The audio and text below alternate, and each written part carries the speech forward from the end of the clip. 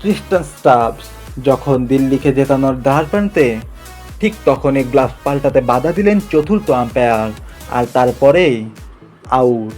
দিল্লির নিশ্চিত জয় কি তবে আম্পায়াররাই কেড়ে নিল, নাকি 6 ম্যাচ পর জয়ের ক্ষুধায় উন্মাদ হয়ে ওঠা চেন্নাইয়ের শক্তির কাছে হার মানলেন পন্থরা? চলুন দেখি আইপিএলের সবচেয়ে বিতর্কিত এই ম্যাচের আসল ঘটনা। চেন্নাইয়ের চিপক স্টেডিয়ামে আজ ছিল শুধু হলুদ জার্সিধারীদের গর্জন। প্রথমে ব্যাটিং করতে নেমে সঞ্জু স্যামসনের বিধ্বংসী সেঞ্চুরিতে 20 ওভারে 212 রানের পাহাড় গড়ে সিএসকে। জবাবে নিচাঙ্কা দিল্লির হয়ে ভালো শুরু করলেও আনসুল কম্বোজের বলে কাটা পড়েন।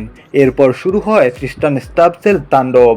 মনে হচ্ছিল দিল্লি জিতেই যাবে, কিন্তু তখনই ঘটল সেই অনাকাঙ্ক্ষিত ঘটনা।